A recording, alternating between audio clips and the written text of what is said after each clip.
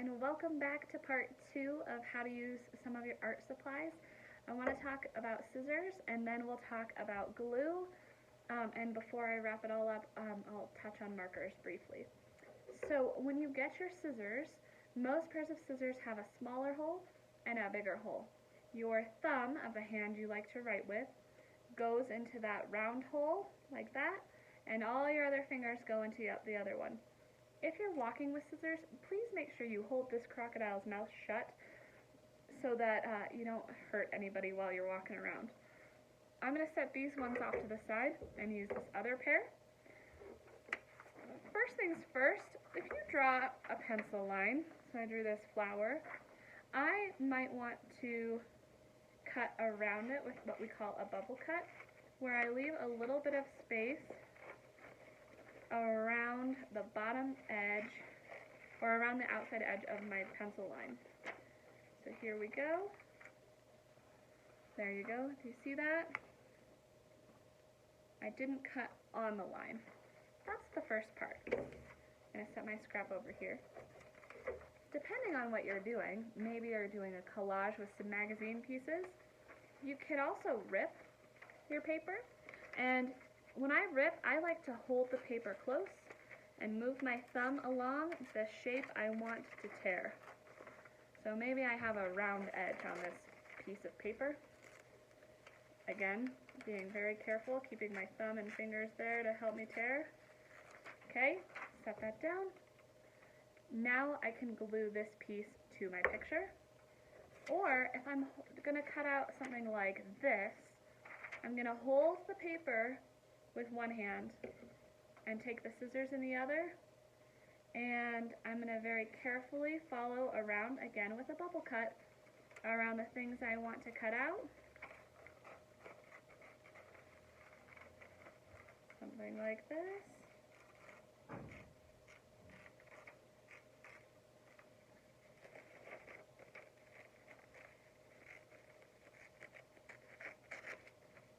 I'm going to set this piece down and fix my cut.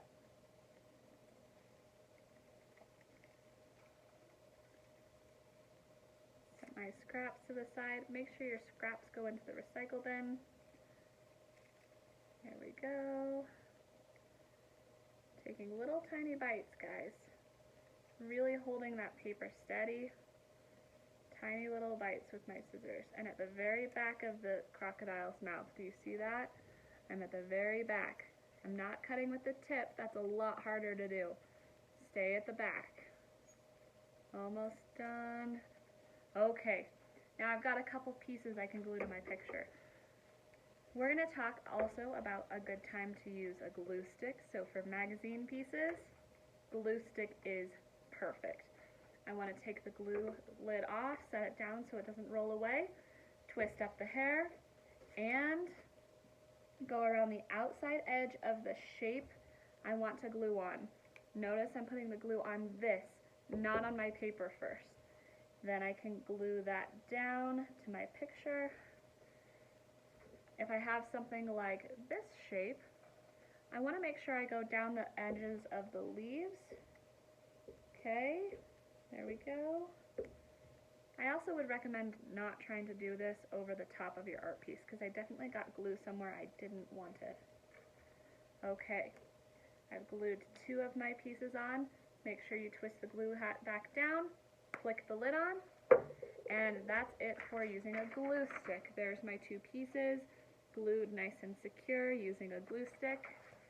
Now, about the liquid glue. Liquid glue is really good for heavier paper. So, maybe I want to cut out this petal that I drew. I'm going to do that really quick.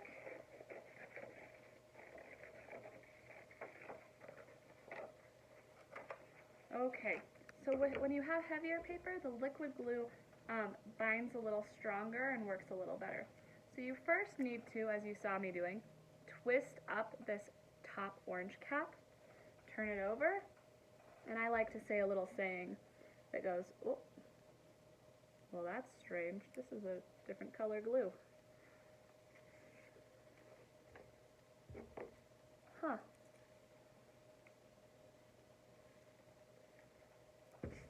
little shake. See if that helps. That seems super weird.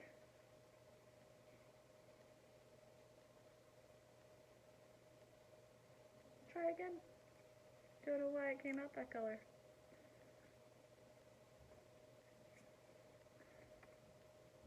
That's a little more normal. Okay, hopefully you won't have this issue. This is a white liquid glue, so this is what it should look like. And I like to do dot, dot, not a lot. Just like that. See? And then I am going to stick it where I want it on my picture. And I like to hold it down for 30 seconds because it is liquid glue. So it needs to know where I want it. So 1, 2, 3, 4, 5, 6, 7, 8, 9, 10, 11, 12, 13, 14, 15, 16, 17, 18, 19, 20. Great. So here is my picture coming along. Okay? Super nice. Be careful how big your dots are so you don't have glue coming out the sides. That's what's happening to me right now. The last tool I forgot to talk about in my other video was markers. So let's go over this really quickly. When you are using a marker, you want to pull the cap off, put the cap on the back side so it doesn't roll away, and then you can color in the space you want to use. Now, one of my favorite techniques is to outline first, just the outside edge, and then if I want to do some blending like I've been doing, I could do something like this with my lines. Okay, and then again take the marker cap off and you want to hear it snap. So we'll listen for that again here in a second. Oopsie, I wanted purple. Now I'm going to take my purple and do a similar thing. Oh, put the cap on the end, silly me. And I'm going to fill in what I didn't fill in with the blue. Notice I'm holding my marker off to the side so I can do the broad line. If I want a finer line, I keep the marker up on its tip. So that might be really useful for something maybe like my little vine that I'm going to draw. So I'm keeping the marker on its tip. Do you see that? I'll hold it up higher so you can. There we go. And this is my finished picture. Thank you for joining me to learn a little bit about all of these supplies. If you have more questions, I would be happy to answer them. Please send them to me and I will make you some more videos. Have fun creating and don't forget to share your work with me. Have a great day.